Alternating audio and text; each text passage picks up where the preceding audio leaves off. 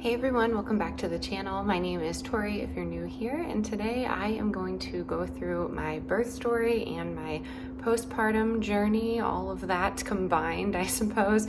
I have my little one sleeping right here, so if I'm speaking softly, that is the reason why. But it's been requested that I sit down. I've just had so many questions, and I feel like I could just get it into one video and explain, I guess, what's been going on and what we went through with our birth. It wasn't necessarily a negative experience, but we had some surprises, and I wanted to share that with you. Just some things that we've been keeping from you. Everything is okay, everybody is okay, but we wanted to just kind of tell you about our experience so others out there can maybe, I don't know, get some knowledge on the birthing community in a hospital setting. So with that being said, hi, hello, my name is Tory. I make videos on motherhood. I am a wife and mother to 3. I am a newly stay-at-home mom. I am 33 years old, so I can't say I'm retired, but I am a resigned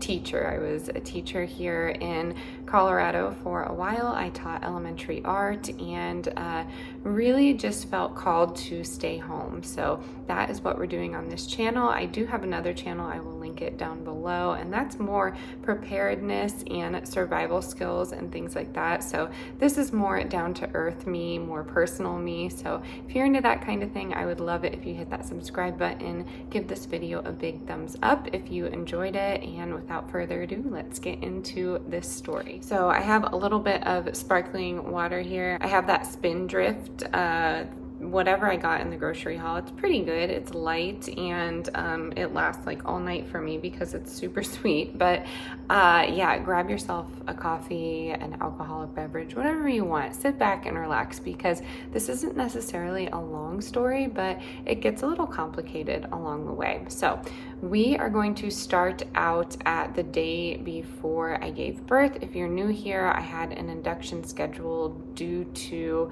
IUGR, a growth restriction, as well as low fluid levels. So we didn't want it to come that way, but you know, our due date was coming up, and our due date was actually a day after I gave birth. So it lined up just fine. She happened to be in the 14th percentile, and the day before the appointment, we checked the fluid levels. We went through NST testing where they were measuring movements and things like that. But I sat there and I just kind of had a breakdown with my doctor, the one that I connected with the most, and I said I didn't want it to come to this. I didn't want to have an induction. I wanted this to be natural.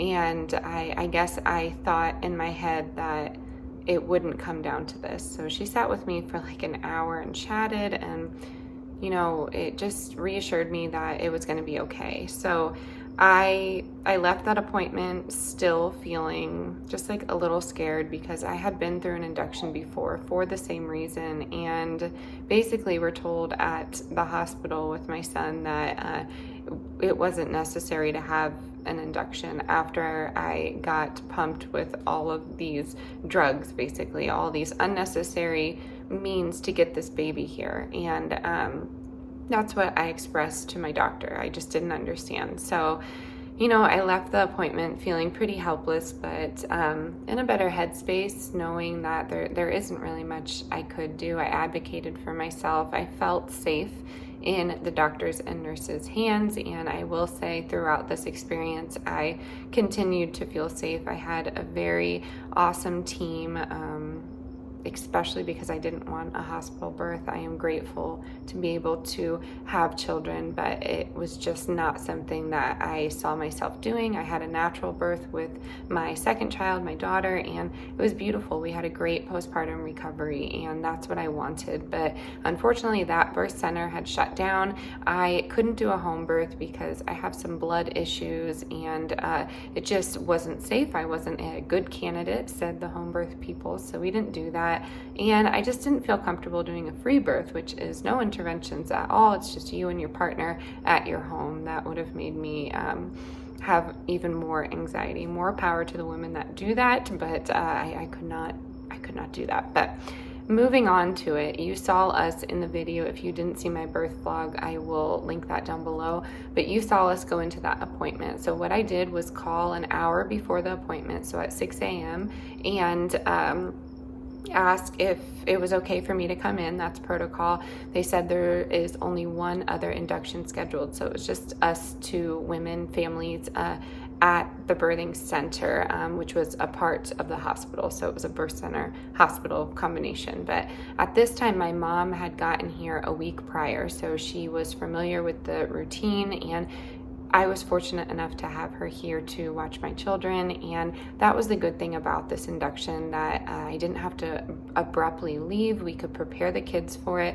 They had a chance to just hang out with my mom and get to know each other. If you didn't know, we live very far away from our families. Everybody is back in rural Pennsylvania and just different parts of the world, but we're here in Colorado and we don't have anybody. We have some friends here and there, but I had my mom come out and help with the other two while I gave birth, and I am so fortunate for that. Not everybody has that, so I was very happy that she was able to come. So we left, we hugged the kids, we said we'll be back soon with your sister. So they were really great, and they hugged us, and there were minimal tears, but we headed to the hospital. They said to grab a big breakfast because it would be a long day. So forgive me if I get any of the details wrong, but I don't remember some of like the times or what some of these, medications were called or anything. So forgive me in advance. But we get to the hospital. Everyone was super sweet and inviting. They said, welcome, here's coffee, blah, blah, blah, and it showed us to our room. So we got settled in our room, and it was just my husband and I very early, and we didn't get a lot of sleep, obviously, because we were just nervous. I'm going to take a sip here. Sorry, we had a little bit of a fussy time. I'm back though.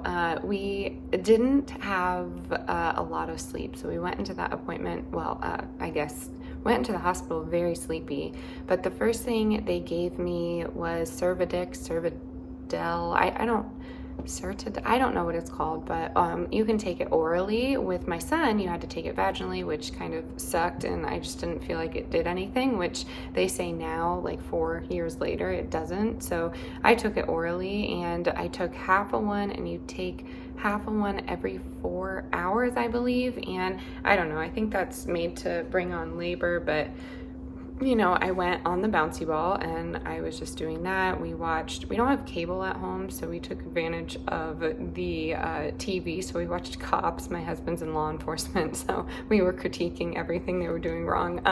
But anyways, we did that. We got some food, and I don't know, we just chatted. We don't get a lot of time to do that. In fact, it's been years since we've done something like that, just like been by ourselves without kids, just chatting and eating. So it was a nice time, but then he got some rest. I can't sleep during the day. I get really sick, so I didn't even want to try. And the nurses came in and chatted with me. They were phenomenal, and I feel like maybe 8 or 10 hours went by. I can't remember, but and I was taking that pill every 4 hours, and nothing was really doing anything. I discussed with the doctors and nurses how I despise Pitocin. I don't really want it. Only thing that Pitocin did for me in my last birth with my daughter was stop a hemorrhage from getting too severe. So I can see some positives with Pitocin, but I just didn't want it because I knew that my contractions were going to be painful, and I've had Pitocin contractions, I've had natural contractions, and I would take the natural contractions 10 times over. So I was just very hesitant to have the Pitocin, but it didn't matter because about 10 hours into it, we had already been all into it, and I was dilating at that point to a 4, I think, but I wasn't really progressing in the way that they wanted to. So the doctor said, I just took the time to look at your chart, which was a little daunting. I'm like, okay, and I'm not a doctor. Maybe you don't look at the chart unless something's wrong. I don't know. But she basically told me that an induction wasn't necessary this whole time. So like a flood of memories came rolling back because, as I said earlier, this happened with my son. And I just burst out crying. I'm like, what do you mean? What are you talking about? I don't understand. I don't understand. So I guess a week prior to the time that we were sitting there, my daughter Amelia had bumped up in percentages, and she was in the 14th percentile, not the 9th anymore. So I don't know, which is a huge gap. And yeah, it was just never discussed with me. I guess it was measured and documented and never discussed. So at that point I was super frustrated because the doctor was like, you can go home if you want. And I, of course, like that's immediately what I wanted to do. So I like started packing up my stuff, and my husband's like, well, wait, there's other factors here. Your mom would have to stay extra time, which of course she would if we asked her to, but I didn't want to. We would have to go through all of this again if I didn't go into labor the next day, because I was not allowed to go over my due date according to the MFM doctor. So that was a factor. So essentially, if I didn't go into labor this day or the next day, I would have had to come back and do this induction all over again. So having one extra day, my husband and I like sat down and thought about it. We were just like, it's just, it's not worth it. So we were super frustrated with that. I am not one to cause controversy. I don't want anyone to get in trouble, but I asked for the name of the doctor that measured that because I didn't remember. I'm just like, why was this not brought to my attention? I was so angry because it was deja vu. This already happened to us. I'm like, how does this happen to someone twice? Like, is this common? And it has me thinking, because I would not say I'm a conspiracy theorist, but has me thinking the whole reason I didn't want to have a hospital birth in the first place was because of, I don't know, the scandal that I think birth has become. Like, it's just such a money game, and we barely financially recovered from my son's birth, and my daughter's birth, we had to pay next to nothing. So this was getting like really frustrated. So they left the room. My husband and I talked about it. They came back in, and, we made the decision to stay. And after that, everyone was extra friendly, which, whatever. But they said, you can get up and walk around. So that's what my husband and I did. We just walked around the hospital. And yeah, so that's what we ended up doing. And then some more time went by, and mind you, I've been having contractions for 2 weeks at this time, so it was just like a little tricky for me to maneuver this pain because it was starting to get super intense, and I wanted to do this naturally, but I don't know, something in me. So right around, I don't know, probably I want to say like the 15-hour mark, I was just getting very exhausted.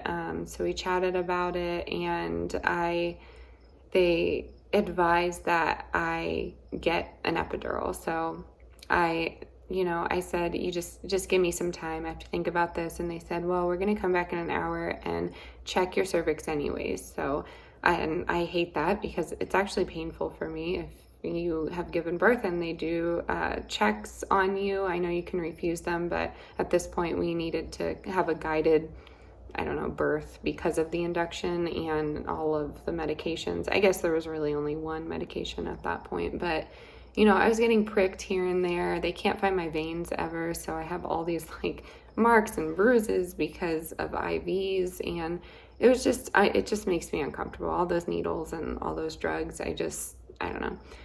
Anyways, so hour 15 comes and hour 16 comes, and they check my cervix, and they're like, you're at a 7. And I'm like, oh, okay, that would explain, the pain. This is getting intense. And they're like, yeah, so maybe in the next hour or so. And flash to the future. It was not the next hour or so, but they were chatting, and another nurse came in and they said, can I just check you? Our checks are different. So I said, okay. So she checked me, and she checked me at an 8, and she had been in the business for a very long time. So I was like, okay. And they were, asking, do you want this epidural? You're the only person besides one other person who already had her baby. She went quicker than me. And I heard the whole thing, which was really beautiful. I just, because she was in the room next to me, and it was just nice to, I don't know, hear someone's joy, I guess, something to look forward to. But they were like, do you want the epidural? And I held off for another hour, and then finally, everyone says, like, you're not gonna win an award for not having one. And but part of me thinks, great, I can do it without medication, but mainly it's because of what an epidural is and what it does to you, what it does to your body, the potential risks to your new baby and yourself. So it's a lot. But I will say, like, looking back, I would take it again, because I was able, flash to the future, to be present for my birth, whereas my sons, it was too much. They had too much epidural in me. I think the active drug is fentanyl, so it was too much, and I was delirious, and I didn't know what was going on. I couldn't follow directions, and part of that is a first-time birth, but the other part was I was very drugged up, and I don't like feeling like that. And then with my daughter, it was such an intense pain. It wasn't euphoric for me. It was not like this. Of course, it was an amazing experience, but it wasn't something I was there for. Like, I couldn't remember it. And I will say, with my daughter Amelia, I'm not a pro after my third birth, but I could be there, and it just felt better. So moving on to that, I'd say at around 1 a.m. I got my epidural. The anesthesiologist was very kind. He did it just fine. It wasn't as painful as I remembered it to be before, and I was calm.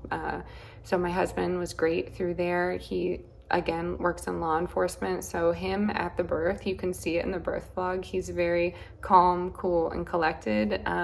And he's trained to be that way, but he always is that way, so it's helpful to have him there. But moving on, he fell asleep, and I couldn't, because I could still feel these contractions. I had like the lowest epidural. You can push a button to go higher, but I felt like it was important to be able to feel it, so I could know what my body was doing. So I don't know, but looking back, it would have been nice to fall asleep. So right around 5 a.m. I started feeling pressure in my other region down there, and I knew it was time. So I had talked to the nurse. She was great, and she was phenomenal, just calm, like the exact presence I needed. And she checked me, and I was ready to go. So at this time, my water had never broken. With my daughter Delilah, my second birth, my water broke when she was coming out. And with my son, I couldn't tell you, because I don't remember. I know they tried multiple ways to break my waters, but I can't remember. But this third one, they said they can't feel a fluid sac. There was never like a wet spot under me. We don't know what happened. So sometimes it goes unknown because it didn't break when Amelia came out. So I don't know, maybe some of you have an experience with that. But after that, I started the timer to push, and I know the time because I recorded it. So the entire video of the doctors coming in was right around 29 minutes, but she came within 15 minutes. And I will say it took a little bit of me to get back into the rhythm of things, and I don't like the whole like breathing and holding out. I discussed not really liking to be like coached or anything like that. I just kind of like a calm presence, just what my nurse was. So I was really fortunate to have her. But anyways, yeah, Amelia was born, as you saw in the birth vlog, and my doctor asked if I wanted to catch her, which was really important to me. I said, yes, of course. So she said, are you ready? And I lifted her out of me and pulled her up onto me, and it was just, yeah, amazing. Newborns are very slippery, by the way, so I was just so nervous about that, but I made it a point. I knew I wanted to catch her, so that was really important. And Lee was great through the whole thing. He was amazing, of course. So it's just a really beautiful experience. I will say, you know, I don't have this resentment towards the induction, but I am just astonished because it makes you wonder, like, is this a money game? Because I will say a bill for induction is a lot higher than just a regular birth or a birth without any medical intervention. So yeah, that's another thing we're gonna have to work through. If you're new here, my second born had some huge medical complications, and yeah, I mean, that just goes to show whether you have a natural birth or not. You know, I would say my daughter has had the biggest health challenges, my second daughter. So, you know, looking back, would I do a natural birth again? Yeah, but I mean, it just goes to show that it's never going to be this perfect experience with any child. So yeah, medical bills and I aren't in a good standing, or we're not good friends. I'm not a fan. I don't know who would be though. So yeah, I think that is like the end of the birth vlog. We had birth, or we gave birth on Saturday, so we were moved into our next room. We were down to 2 names, and we decided on Amelia, it's spelled with an E, and I've gotten this question, why that name? It was down to 2 names. I wasn't sure I was going to reveal this, but I don't mind. We liked the name Leona. My husband's name is Lee, but I wanted to call her little Leo. I thought that would be really cute, but my husband pushed for Amelia. It's his grandmother's name.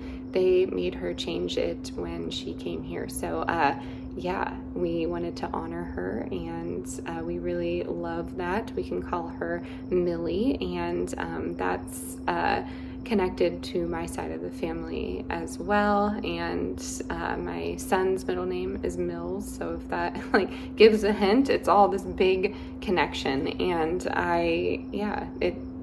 it was beautiful. So Amelia Lynn after my mom, Amelia Lynn, so we'll call her Millie or Emmy. That's what we've been calling her. Y really thinks it's fun that they have that little connection, that special connection. But yeah, Leona, maybe for a future child. I've gotten that question. Are you done? Yes, this is very overwhelming right now, but I can't say that I'm done. I don't know. I don't have the feeling that I am, so you never know. We don't know. But of course, it would be wonderful to have another little one, maybe a boy next time. So that won't be happening anytime soon.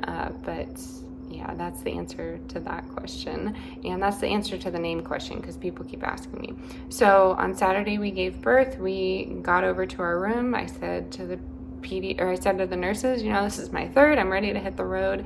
The pediatrician came in, which we didn't vibe. I think that's the term the kids are using, but he said that you know, he can't stop us, but I don't know, basically he could call someone to come check in on us, which means I think that he would call CPS if we had left, which is very threatening. And if they were called, they would come and see that everybody was okay. We ended up staying, so we didn't go through this huge controversy, but basically we couldn't go because she wasn't going to be able to be checked the next day with our actual pediatrician, who I love. So that's why we couldn't leave, I guess. So we ended up staying the night, and my afterbirth contractions were unbearable. I had like this crazy migraine, so they were wondering if it was linked to a hemorrhage, which I did. I hemorrhaged again after birth, so that was a big thing. They push on your stomach, and it's just like it's draining.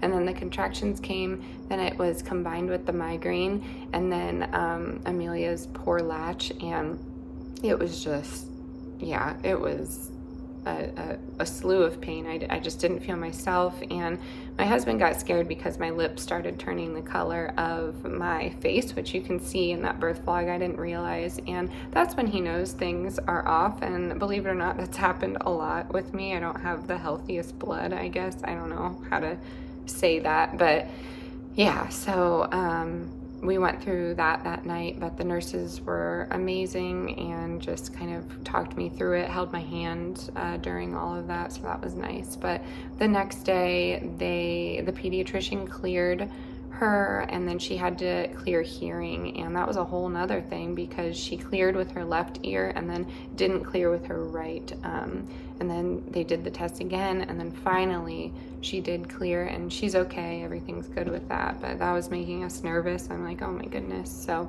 we were finally able to get home. Everyone was great. The kids are still very cautious with her, but you know, just phenomenal big brother and sister, just very curious, just like Wilder was with Delilah. So yes, that leads us to postpartum. Luckily this time around my husband has been able to be home with me, so it's been great.